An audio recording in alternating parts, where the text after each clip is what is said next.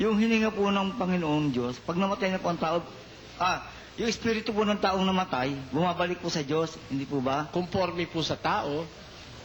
Meron po bang tao na pag namatay, hindi na bumabalik yung espiritu sa Diyos? Meron hong mga taong masasama, ang espiritu pag masama, kinukulong ng Diyos.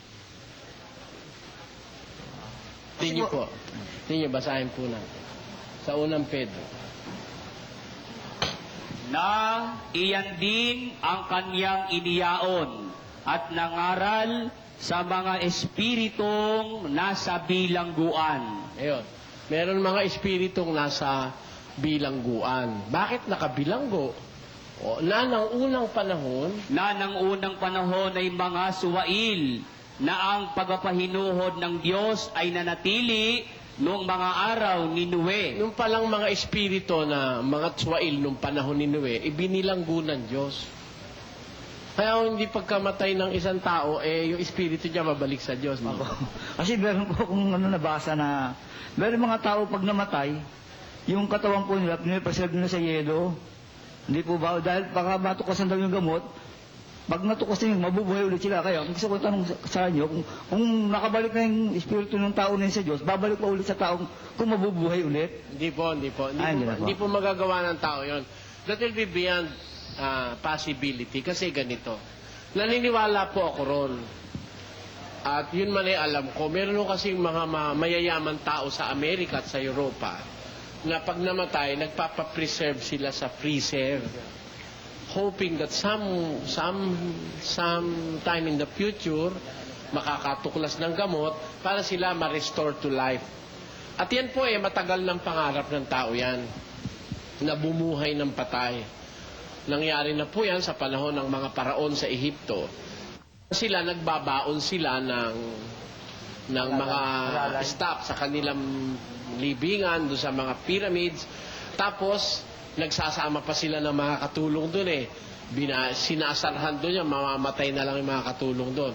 At sila, yung minamamify na maayos para to keep the body intact, para nga, they hope that somehow, somewhere, sometime in the future, mabubuhay sila uli. Yan ho'y matanda ng pangarap ng sangkatawan, pero wala hong makakagawa noon. Kasi may garantiya ho ang Diyos sa Biblia. Pakinggan nyo. Sa Job, ganito nakasulat. Kung paanong ang ulap ay napapawi at nawawala, gayon siyang bumababa sa libingan ay hindi na aahon pa. Siya'y hindi na babalik pa sa kanyang bahay. Hindi na babalik yun sa kanyang bahay. Pag ang Diyos ho nagsabi, hindi na ako nagtatanong pa Sabi ng Diyos, hindi na ka makabalik sa bahay mo. Kundi, pagdating na lang ng paghukom, sabi ng Biblia, ang mga patay makakarinig ng kanyang tinig. It is the voice of the Son of God that will awaken those who are dead. And it is not modern medicine or any form of Kapangyarihan medicine. po ng Diyos. Meron yung kapangyarihan ng salita, sapagkat hihipan ni ka ang pakakak, tutulog ang pakakak, at ang mga patay mabubuhay. Diba? Sabi nga sa pasyon, sa bali niyo sapat, ang anghel ay magtatawag, hihipan ng pakakak na ipupukaw sa lahat, ganito ay pangungusap. Bangon kayo mga patay, magsidulog kayong tunay. Ayun, sa harap, sa mataas na hukuman. Meaning, ang hope of resurrection is in the voice of the Son of God. Sabi, maririnig nila, 5:28, pakinggan niyo po. No?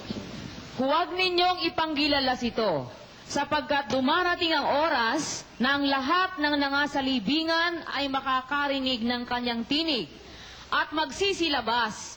Ang mga nagsigawa ng mabuti ay sa pagkabuhay na mag-uli sa buhay, at ang mga nagsigawa ng masama ay sa pagkabuhay na mag-uli sa paghatol. Maririnig nila ang tinig ng anak ng Diyos, magsisilabas ang nagsigawa ng mabuti sa pagkabuhay na maguli sa buhay. Yun lang po ang paraan para mabuhay ang tao.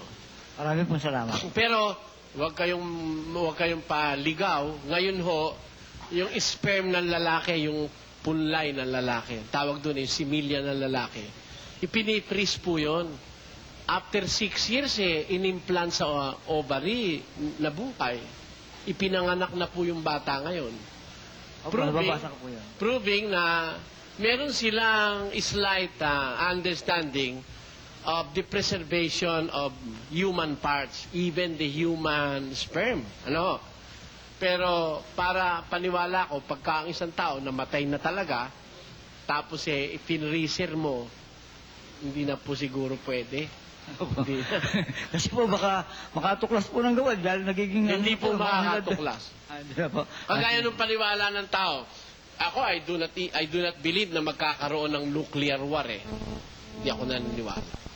Kasi, pagka magkakaganon ho, magkakaroon ng nuclear war, wala hong matitirang tao sa mundo eh. It will be the complete annihilation of the human race. Hindi matutupad yung nasa Ebanghelyo na may dadat ng buhay, mga maraming masasamang dadat ng buhay. Meron namang matutuwid dadat ng buhay, mga ilan-ilan, sabi ng Biblia, mga tira. Tayong nabubuhay na natitira. Kasi kung, even in the situation now, na talagang there are nuclear weapons in the arsenals of the world, hindi ako naniniwalang dadating sa tinatawag na nuclear war. Kasi po, pagka nagkatotoo yun, wala nang dadat ng buhay si Kristo. Di ba? Yun ang, ganun ang deduction. Let us face reality as of now. But we must not forget that there are foretold events in the Bible that we must take into consideration. While believing human technology and advancement in science, we have to put our faith in the words of God in the Bible. Kaya hindi ako naniniwala na mabubuhay ang isang taong patay sa magitan ng teknolohiya ng tao. Wala po. Kasi ang bubuhay yung si Kristo eh. Marami po salamat. Maraming salamat po.